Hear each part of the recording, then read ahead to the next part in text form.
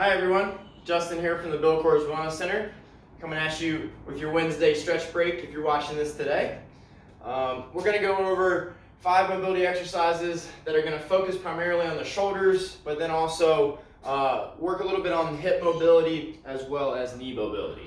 So we'll be hitting a little bit of everything, but primarily I wanted to focus on shoulders today because we spend so much time hunched over, whether it's over a computer, a phone, or our desk. We're at home while we're sitting watching TV.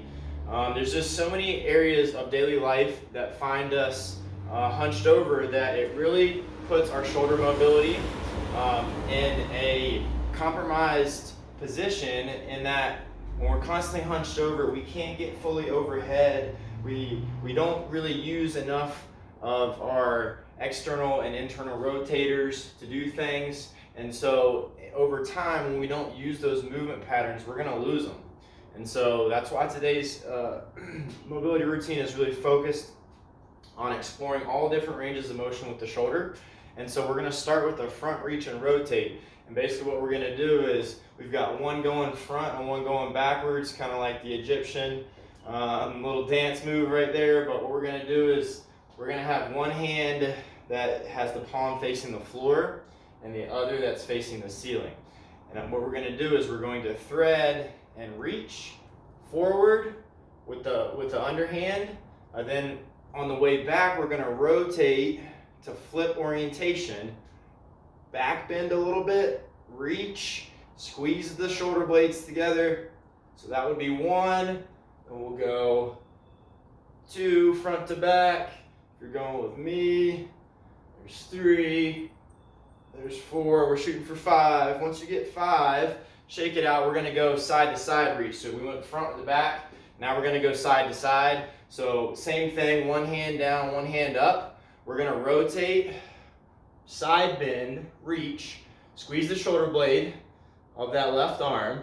Then we're going to reach to the left, rotate orientation, squeeze. So that's 1. Now we're going to flow through it. 2, getting some side bend action. 2, there's 3, elbows are staying straight here. 4, and 5. Good, shake it out. Hopefully you're feeling a little more lively now in the upper back, chest, shoulders. Then we're gonna move to hip work. So we're gonna take a single leg RDL and add a little bit of movement to it. And so we're gonna start, I'm gonna show you both ways to do this actual single leg, and then with a little bit of assistance using a staggered stance. Obviously floating the leg is gonna make it a little harder than if we were to do the staggered stance. And so foot is gonna be pointed forwards. We're going to hinge at the hips, so I've got a soft bend in the knee. I'm gripping the ground with my foot. I'm really driving the big toe into the ground. And then from here, I'm gonna try to open up. I then close. So that would be 1. You can come out of it if you want, but the end goal is to be able to stay in that single leg hinge position, or that single leg RDL, and do that opening and closing of the hip 5 times. So let's go ahead and shoot for the right leg first. We're going to hinge. We're going to try to open up and then close it.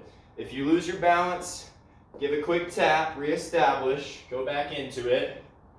Really got to focus on this one. And then close. If your balance is not as great as you would like it to be for this move, you can take a split stance. So then I would hinge, I would open up, so I'm driving my knee of the stance leg out. I'm squeezing the glute, and then I'm bringing it back to the start. So let's go 5 here. There's 2, opening up. 3, 4, and 5. Again, if yours looked as ugly as my second floating one, don't be afraid to take that split stance.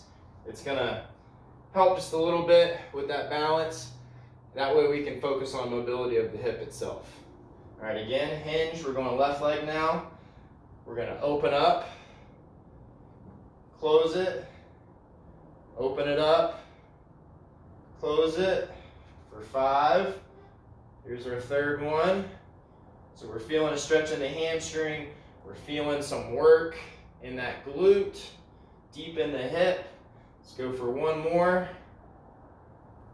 And then closing it. And then come on out, shake it out.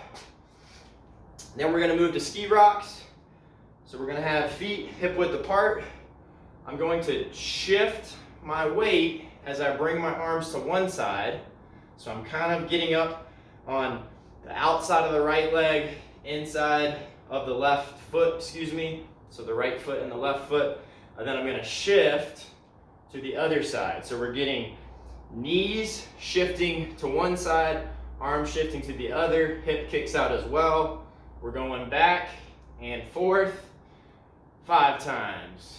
There's 2, 3. If you can get up on the edges of the shoe, even better. That's gonna unlock some ankle work as well. Let's go one more on each side.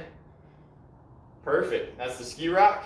Then we're gonna move to our last one, which is a saucer balance. So we're gonna start here. This is working on full mobility of the shoulder joint.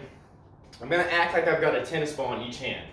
If you've got a tennis ball and you really wanna challenge yourself, try this, balancing the tennis ball in the palm of your hand. What we're gonna do is, we're gonna do rotations as if I had a tennis ball that I'm trying not to allow it to fall as I come back to the start. Once you go that way, we're gonna go out the same way we came, rotating and finishing. So that's what it's gonna look like. We're gonna run through 3, going in to out, and then going out to in.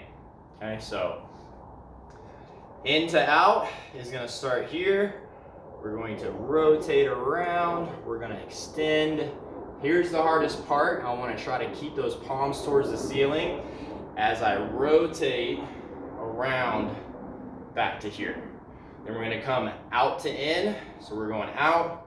We're opening the chest, rotating around, spinning, back to the start.